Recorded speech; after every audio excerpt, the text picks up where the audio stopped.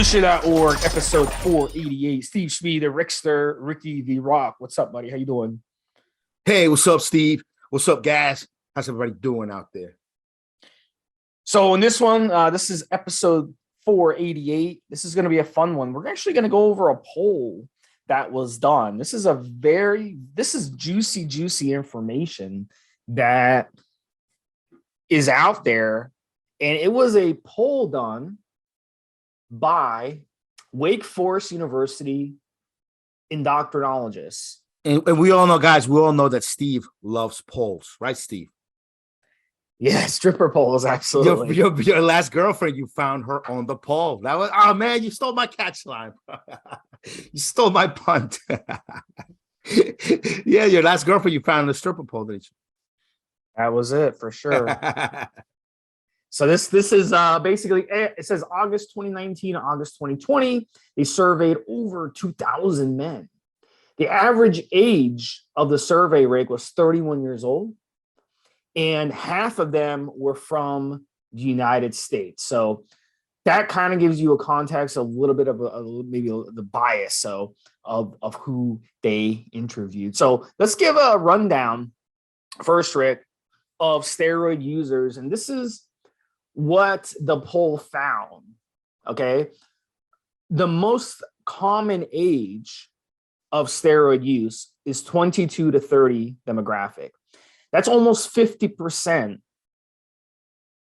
of people that were surveyed. 31 to 40 age group, it was 25%. That was the next highest. Then you had 14% for the 41 to 50 age group. The 18 to 21 age group, 13%. And then the 51 plus group, only 5.6%. So this was more of, that kind of goes hand in hand with the average age being 31 years old. So that is the typical steroid user. And this is who they polled in this poll. So now this is a question for you, Rick. It says here, the most common reason 82% of those surveyed say they did steroids to boost their appearance. Only 50% said to boost strength. And then self-esteem and body image concerns was at 30%, which is still a pretty strong number. That's almost 1 in 3. Now, here's the interesting thing, Rick, and this is where I'm bringing you in to ask you your thoughts on this. Less than 10% said that they use steroids to increase athletic performance. So that means over 90% did not use steroids for athletic performance. So chime in that. What are your thoughts on that one? Is that a surprise to you, or do you think that's pretty good number? That's on the ball. That is on the ball. Definitely the majority of guys that use steroids are not competing in anything. One thing I don't see on the poll is how many men actually use steroids to increase libido.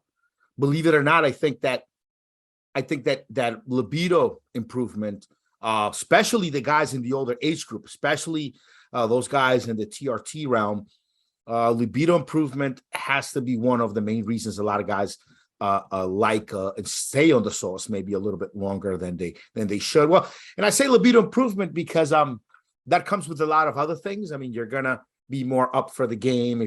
Even if it's just playing a game of pickup basketball with your friends, you're just going to be more up for the game. Higher levels of testosterone make strenuous exercise feel good.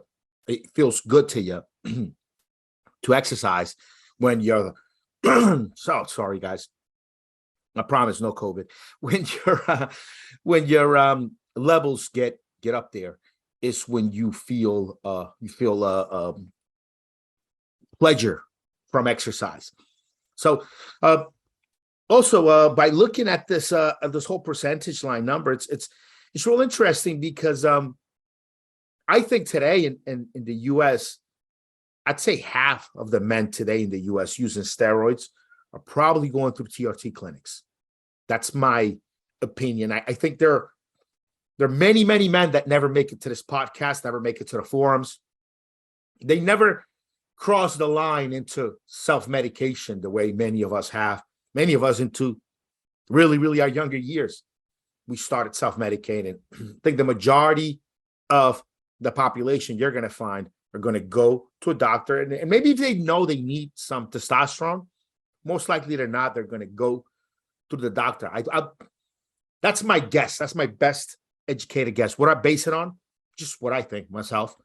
Think in the U.S. today, half of the guys taking steroids are on TRT prescriptions, and the ones, and I'm sure there's some that have Tier 2 prescriptions are taking the TRT steroids and adding more exogenous hormones that are not in their prescription, in my opinion. That's a real interesting find, though. 42% age 22 to 30, 24% age 31 to 40. Steve? Yeah. You know what I'm thinking about right now? I'm thinking that's real interesting. Okay, so that's real interesting because I'm thinking of another factor, right?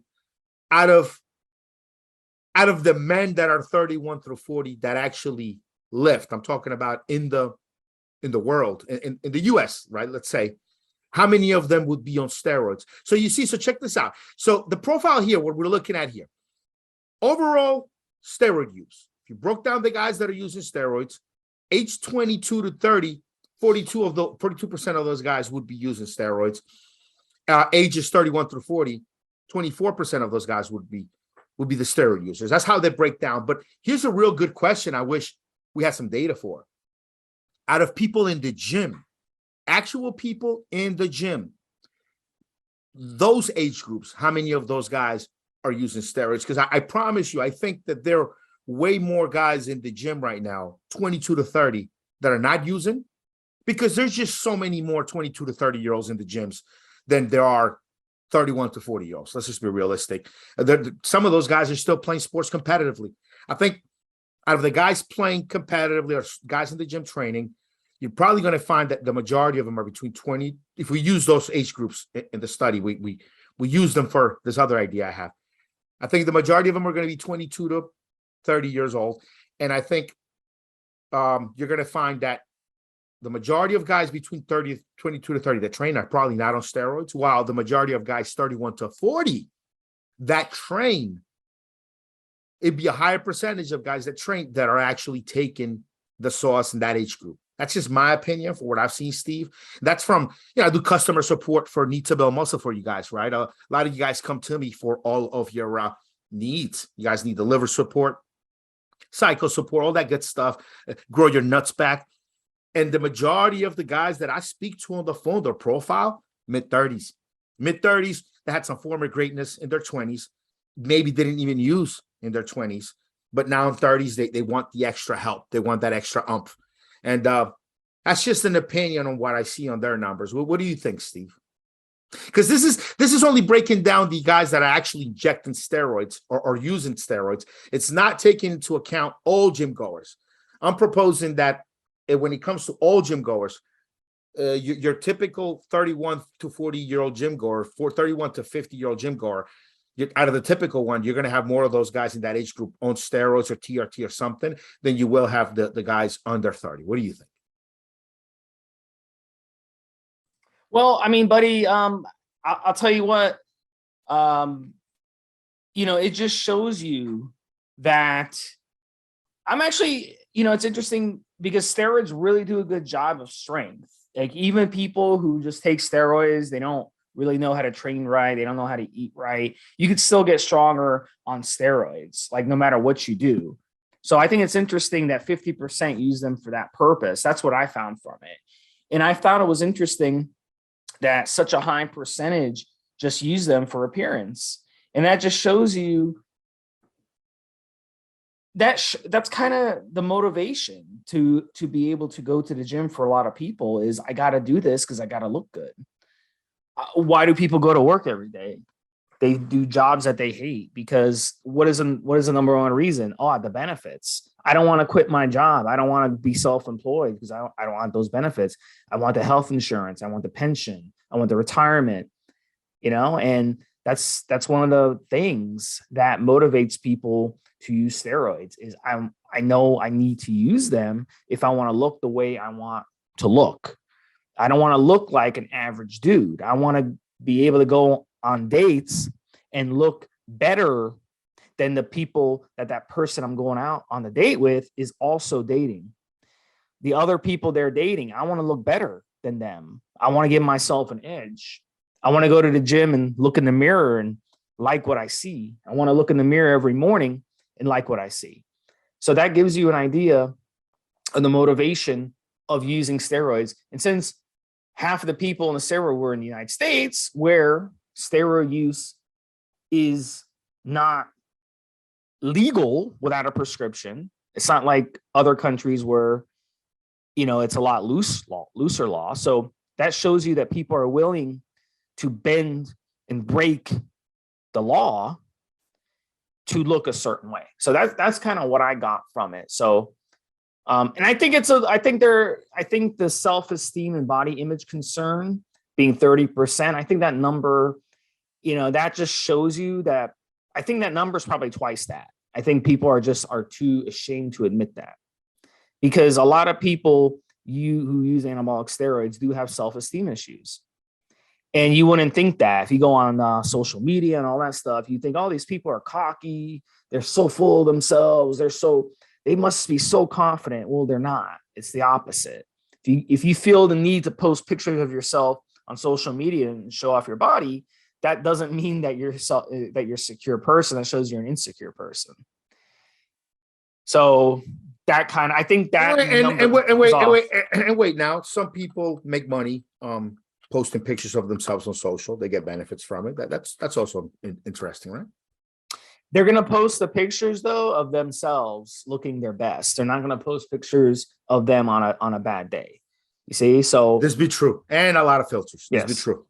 And Photoshop and professional photographers who know how to take these pictures. So that's how it goes in the industry. So let's move on to the next thing, buddy. The next thing is most common steroids. So this is one that was interesting because it lists the top 10 most popular steroids that people are using. And number 1 and number 2 are long ester testosterones, the testosterone NMDA and testosterone cypionate. That's not a surprise. Number 3 was a little bit of a surprise to me. And Rick, chime in any time in this if you were surprised or you want to comment on this. But it was dianabol, which is listed as methandrostenolone. It's a long ass word with a lot of syllables, but dianabol for short. Yeah, I'm not surprised Debo is one of the entry steroids out there. My opinion on that is the cost. That's why it's number 3 is the cost. And it's pretty much a dummy-proof steroid. Like anybody can take Debo for 4 weeks and get stronger and change their physique in a very quick amount of time. It doesn't take a genius to use it, and it's very, very cheap. That's my. I think the fact that the top 2 steroids are testosterone enaphate and testosterone cypionate, a lot of that has to do with TRT clinics. I'm sure a lot of guys take those from TRT, or if they ever had TRT and they come off and start self-medicating, they will go back to those 2 because that's what their doctor put them on. That's what they know, and they know they respond well to. And a lot of guys that see their friends having good changes on TRT and maybe can't afford it or want to try the same dose, the same thing, and self-medicate, they'll go to one of these 2. Yeah, it's not surprising to me that the first 2 are the ones that are most widely prescribed by doctors out there. That's interesting. Number 4 is trenbolone. Now, trenbolone is one of the most strongest steroids out there. So for it to be number 4 is very, very interesting to me. I think that just shows you that people aren't scared to be aggressive and run something like trenbolone. You want me to tell you why I think trenbolone is? Yeah, tell me. As we've established on this podcast, and there isn't much debate about this out there, trenbolone can be utilized both whether you're bulking and cutting.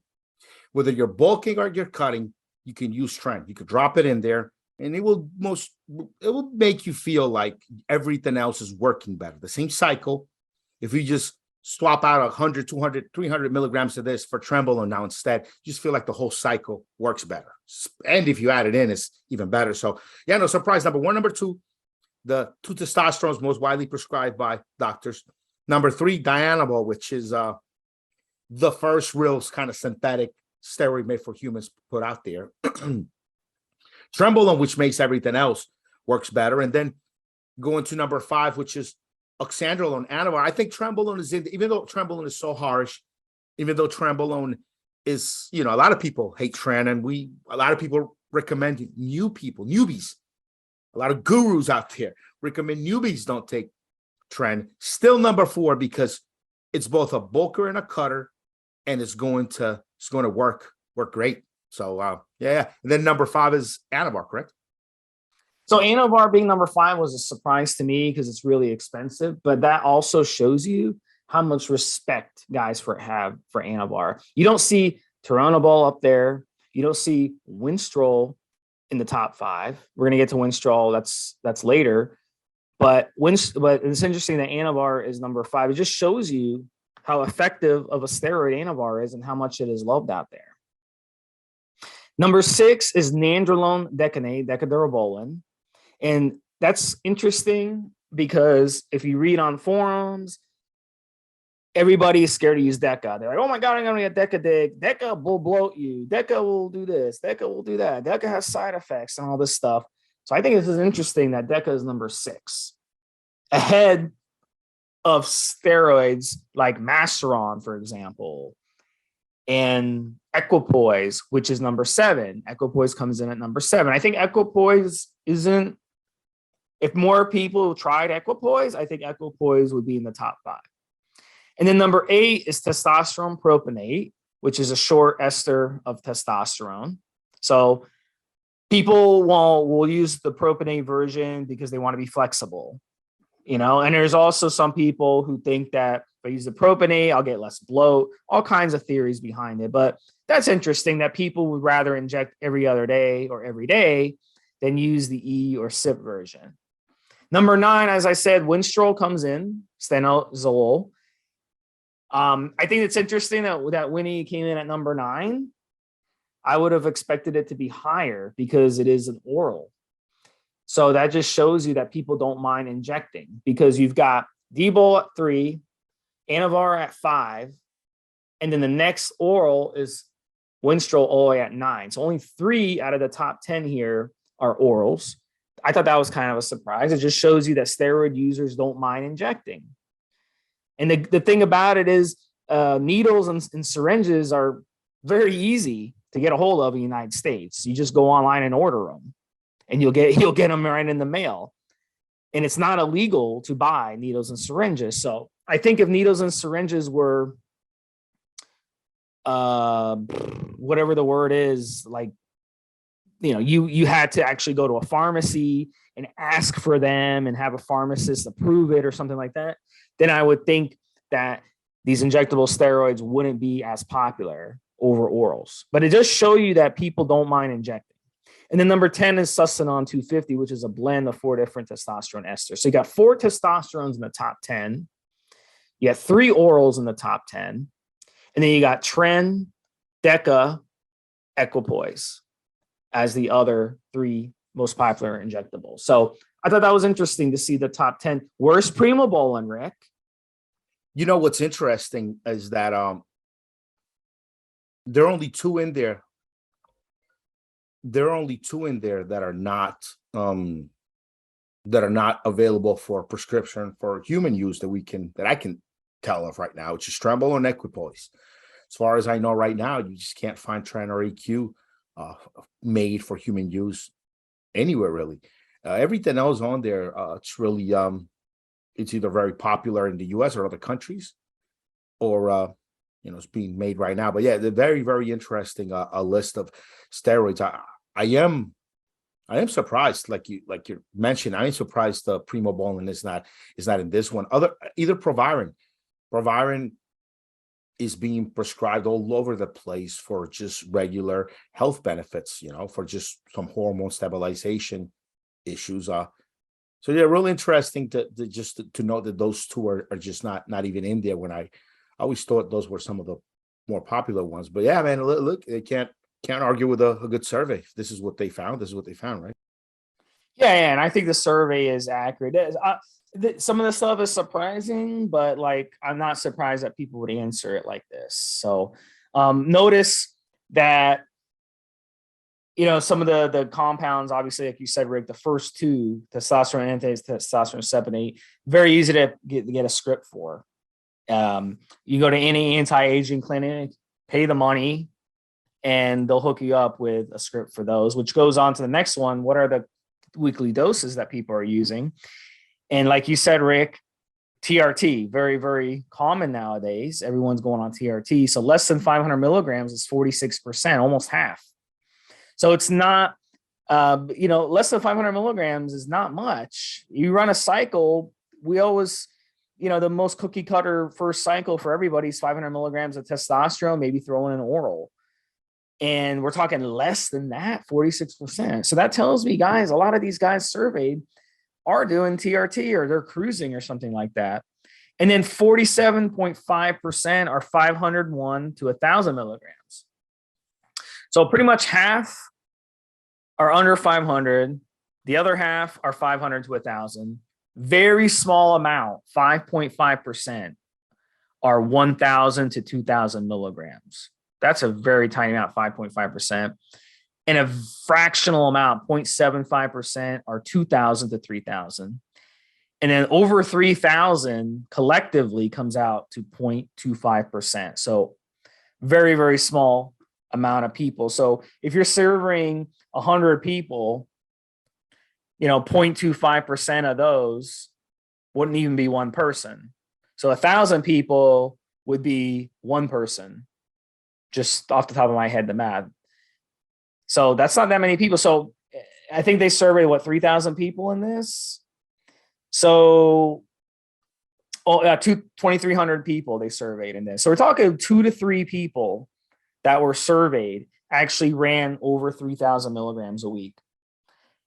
So that's not very much. And a handful of people ran between 2,000 and 3,000. Everyone else pretty much was under 1,000 with 5.5%, 1,000 to 2,000. So this was interesting. Yeah. I'm pretty happy to see that, actually, believe it or not. Pretty glad to see those results. You guys have heard me say it on the podcast a million times. Really, you should 1,000 milligrams, 1 gram a week is about where you need to be at. If you need way more than that, to make progress, then either you're already just a beast. You're just a beast, and you need that much in your system just to maintain the slabs of muscle you have, and more on top to make progress. Maybe I could sort of see that, or maybe you're just genetic anomaly that you need that much. Because I've heard guys say that, people that I think are smart and know their shit, they'll say they need over 700, 800. That's when their cycle starts.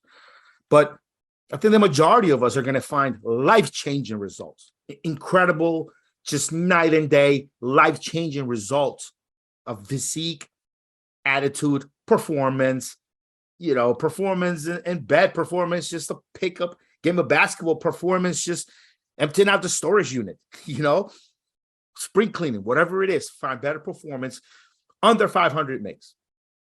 If you really want to put on crazy mass, more mass than what you make, go over to the 500. But I think under 500 mgs, good performance, if you get a nice little mix of different steroids together, some muscle growth, performance, feeling great, feeling young again, making good progress in the gym, even if you're in your 40s. 500 to 1,000 is really more, in my opinion. 500 to 1,000 is not a performance. I mean, unless you're just weightlifting, it's not a performance kind of doses. At that point, you're going more for an aesthetic look. You're trying to put on mass. You're trying to really raise levels to cut down body fat and not lose that muscle mass, or even build a little bit of muscle mass as you're cutting down the fat. But that's 500 to 1,000. But I think under 500, get some muscle growth, not as expedited, depending on age, but really the performance difference, man. Your dick could be up in the morning, won't get as tired, feel a lot stronger, lifts are going to be up. I mean, it's just rejuvenation between, under 500 mgs. That's just my opinion on those that protocol. And I'm glad less than 10% of the guys out there, according to the survey, are doing over a gram, because there's just my opinion. It's just maybe sort of kind of no need to do all of that. Yeah, like 6% are in that, less than 6%. All right, so ancillaries. This is interesting. Anastrozole, which is Arimidex, 47.6%. Tamoxifen, Nolvadex, 31%. Exemestane, which is Aromacin, 30%, which is really low considering it's the best AI out there. And then HCG is 28%. So those are what guys are using on their cycles. And then off cycle, so during PCT, 40% are doing the Nolva, 31% are doing the Clomid. HCG is at 26%.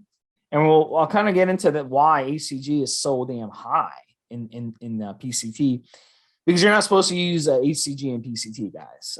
It's a hormone. It's going to delay your recovery. So HCG is not to be used during PCT, but we're going to get into why that number is at 26% in a second.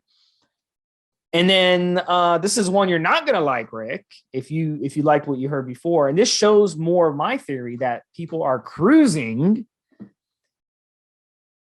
doing a lot of cruising on steroids. They're not coming off. They're just cruising year round at under 500 milligrams.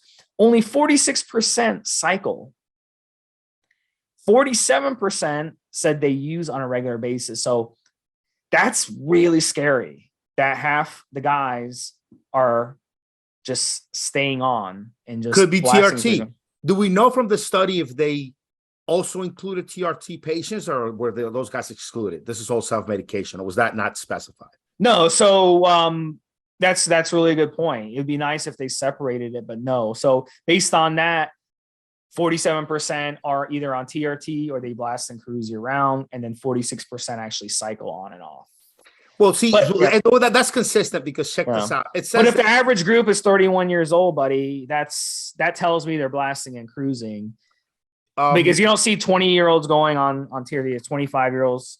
You know, that's well. Pretty, there's two. There are two numbers that are consistent. That among the people polled, 46% of them were doing under 500 milligrams, and 47%, which is right, we're close, are using it year round, basically on a regular basis. So it's funny that is what I think is. I think those two numbers, the majority of overlapping people features are those two numbers. I think a lot of guys are using under 500 mgs year round. I think I think that is going to be half of your steroid users are under 500 mgs year round. What do you think? Yeah, it's a good point. That's a good point. And we're going to get into side effects. This is a really interesting stuff here with side effects, right? You're going to love these. So over 94% reported side effects, 94% reported side effects. So steroids do cause side effects. 94% is pretty hard to find someone agree on 94% of things. Surprise, surprise. The number one. We've been telling you guys here on this podcast for ages. And it's funny because we do a podcast about steroids, but we say it almost every show. You fuck with your endocrine system. You mess with your endocrine system. You start putting drugs in, taking drugs out, doing all of that. You're going to experience some side effects. Some of them might be long lasting. Some of them might show up years later. I mean, that's the risk we all take. I took that risk. Steve took that risk. We've paid the price for it. We're now researching the fuck out of all. We're researching the hell out of this whole realm now to keep ourselves healthy, as well as share some of our knowledge with you guys out there. But yeah, you mess with your endocrine system. Absolutely. 94% of you guys out there are going to find some fucked up side effects that you're not going to be happy with. But you'll either deal with them and keep trucking, or you'll just leave this whole lifestyle and be done. But that it is how it is. So let's go over them, Rick. Jump in with your thoughts if you have any thoughts on this. The number one reported side effects, 63% of people. So that's almost 2/3 say testicular atrophy. That's just shrinking nuts. Over 50%, slightly over 50% is hypersexuality. That's one of the things that we've talked about a lot, especially with tren. Tren will make you, if you're in a relationship, tren will make you want to get out of a relationship because it's going to make you hypersexual. 43% hypertension. That's a huge problem that we have in the Western world as it is. Everyone has heart problems. So steroids, 43% report hypertension Go get your blood work done. Go get your blood pressure checked often. Close to that, 43% mood changes. Erectile dysfunction, 33%. That's 1/3. I think that number is higher. I just think people don't want to mention that. That's like no one wants to talk about erectile dysfunction. I mean, it happens. You know what I think? I think that the younger people probably too, they don't have it yet. Once you get older, yeah, go ahead. Okay, so let's be realistic. On cycle, problems with erections are very rare, unless you're using something like nandrolone without any precautions. The chances are most of us, the majority of us, 90, to throw my own figure out of my ass there, 99% of us are going to have increased sexual appetite. There is lowered sexual appetite, lowered, unable to get a stiffy. Once you delve into some of the 19-nor stuff like DECA, specifically DECA I'm talking about. But I think where the side effect the guys are reporting from not being able to get their wee up, I think where that comes from is, I think that mostly comes from post-cycle therapy or after post-cycle or during the time they're off. They don't come off the steroids properly. They don't post-cycle properly. They begin to have problems with erections. And then they begin to have some psychological performance anxiety, which makes worse the problem you were having. As a matter of fact, you can, over the weeks and maybe a couple of months, recover from the hormonal issue and maybe be able to have a normal erection function. But by then, you might have been embarrassed in front of a girl or two. You might be thinking about it, and then it becomes a fucking problem. I mean, look, what's in your head can affect your erections quite a bit. It does. I mean, it's undeniable. So you begin with a little bit of ED, erectile dysfunction, which then moves into performance anxiety psychologically. And then even if your body could physically perform, your head might be all weird, might be not in the game. So that's definitely an issue. But I think, Steve, a lot of guys are coming off. They're not using my N2 generators. They're coming off.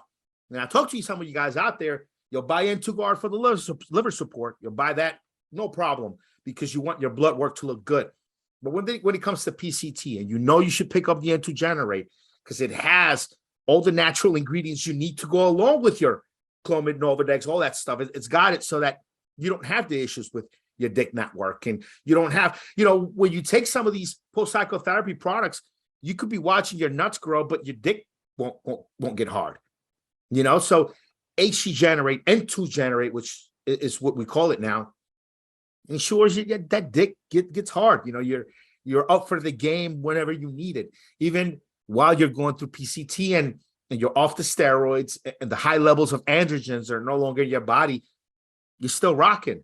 If you're in between cycles, taking a break, like we all should, take some N2 generate every single day, you're going to feel really, really, you're gonna have that libido like if you were on cycle, but you're not suppressing your natural production. If anything, you're stimulating your natural production of testosterone with the product. So yeah, I think and I'm going to look into the research here as you and I are speaking about it, but I think a lot of those guys reported those steroid side effects, maybe not while they were taking it. Maybe they're taking into account a time in between cycles where your dick just doesn't want to go anywhere. What do you think? Yeah, I think you're definitely right on that, buddy. And then this, there's a couple other, these common reported side effects, a lot of them get underreported and some of them get accurately reported. And I'll give you an example, because the next one, 28% abnormal blood fats. I don't believe that number is that low, because when you use anabolic steroids, your number gets thrown off a lot. It's well over 50%. But because people don't get blood work done, they don't see it.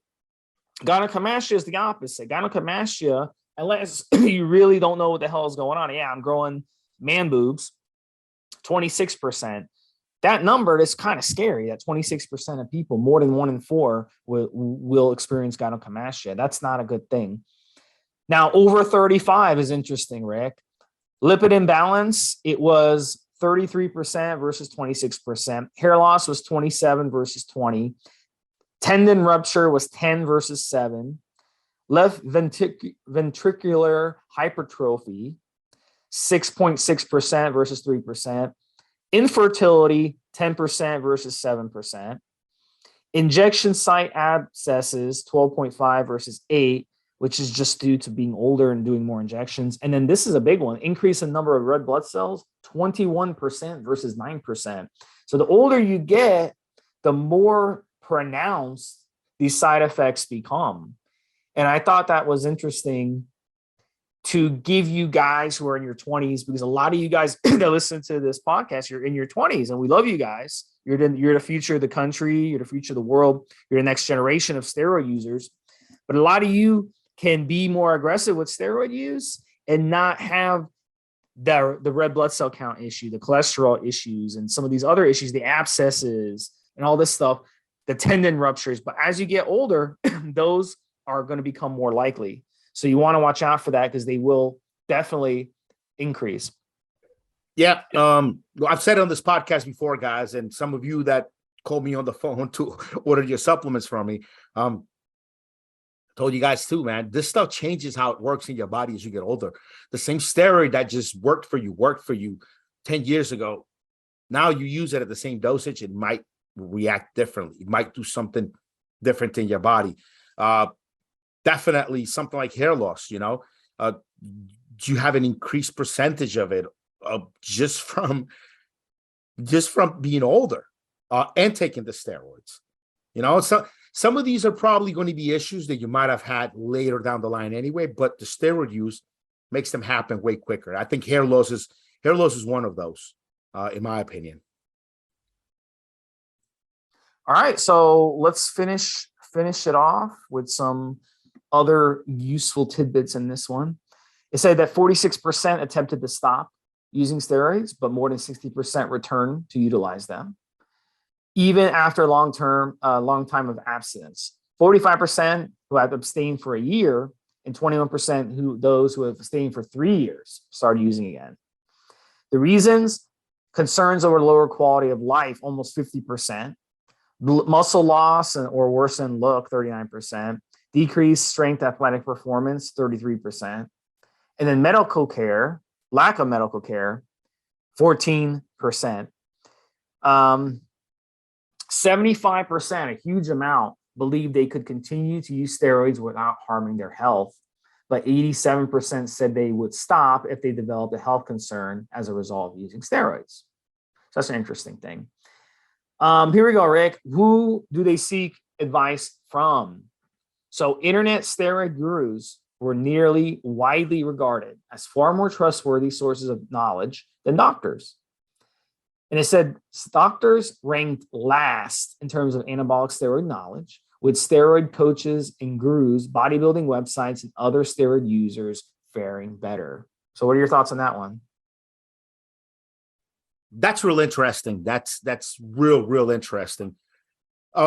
Doctors have to study everything, the whole body, and very few of them actually specialize in the endocrine system. And of those that specialize in the endocrine system, the ones that actually understand all the steroids, even the stuff that's illegal, even the stuff that they most likely wouldn't really be taught a whole lot about because it's not even available for prescription.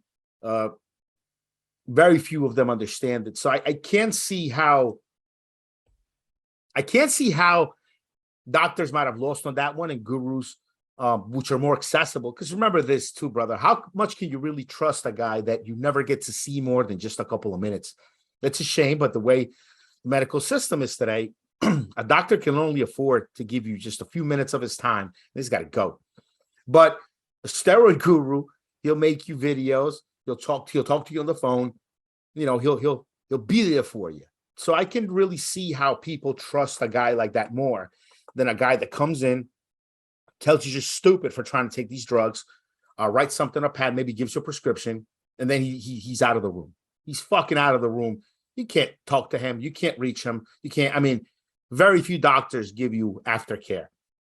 Via phone is very, very few. Very few will call you to follow up on you. Very, very few. Majority, you got to schedule an appointment and come on in. And the lack of access to someone like that who's supposed to. So that's what ends up happening, guys. You you get an abscess, you have an issue, you have a problem, you have a question, and you could just never reach the doctor. You got an abscess, you have an abscess, you can't really call him to describe it to him and see if you need to come in. Chances are you might not have to schedule a Zoom meeting to show him the abscess on the Zoom, or you might have to come in. Where a guru, right? You could just text him, write him on Facebook, write him on IG, ask him in the YouTube comments. Hey man, is this an do I have an abscess? Shoot.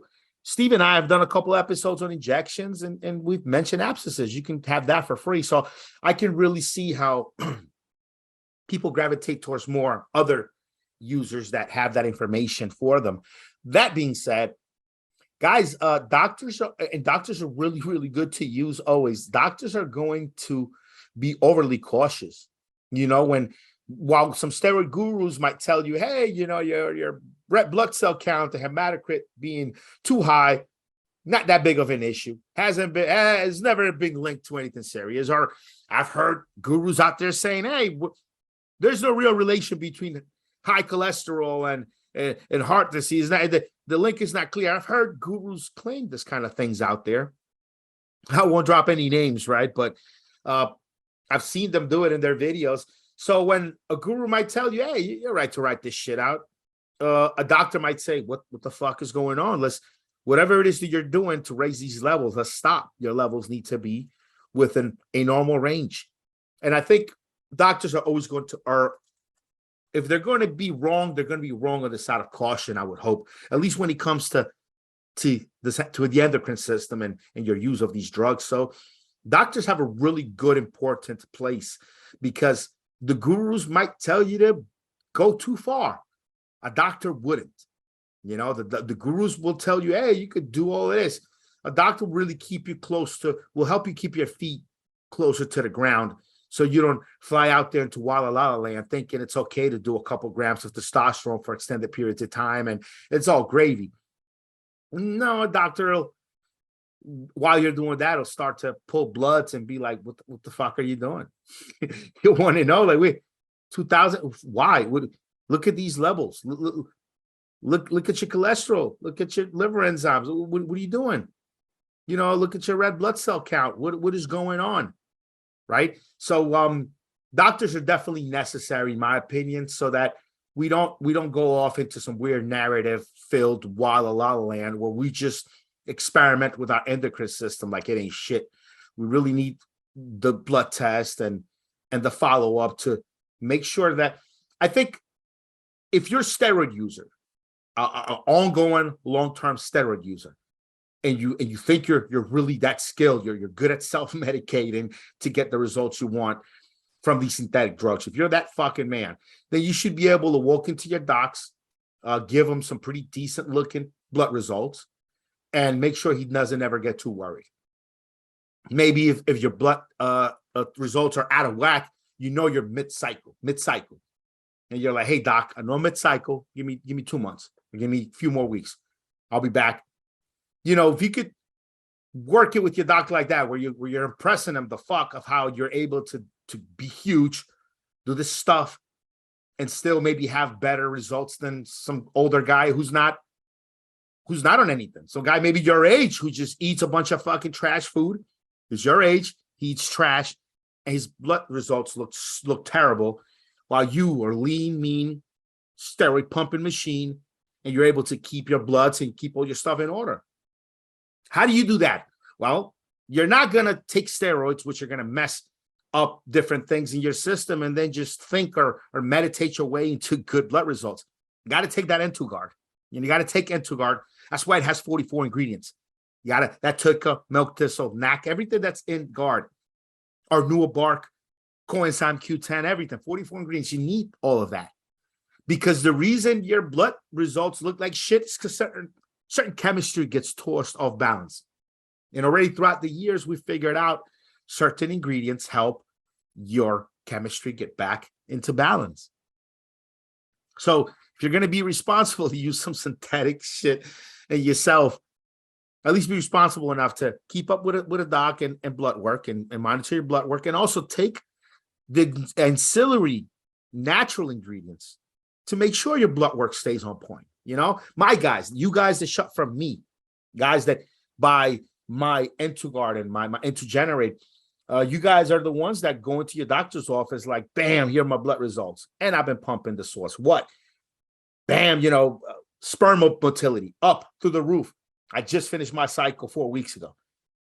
My sperm count is ridiculous. Like my guys that shop from me go into their doctors and impress them. Not sure. And I'm pretty sure, actually, I'm pretty sure the guys that are not taking care of themselves, are not using herbal supplements, are not using the natural stuff, are probably seeing, not probably, I know they're seeing some terrible blood results, and they're feeling some pretty nasty side effects, because that's what this stuff does, man. It causes it, Yeah, that's it. And in fact, the final thing in the survey is 55% of people who did talk to their doctor about their steroid use were stigmatized by the doctor. So that's how it goes. I mean, it's not surprising. I'm surprised it's as low as 55%, So with all those side effects that we talked about that people are experiencing, of course, the doctors are going to have a negative opinion about using steroids. That's just how it goes. But really interesting survey. Come on the forums, give us your thoughts on what you thought about it and some of the things.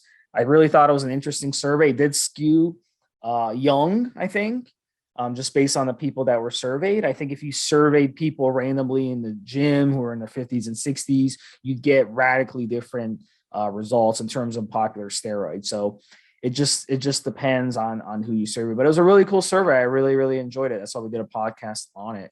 So this is episode 488. Join us next week. We'll have another one coming. Talk to you later.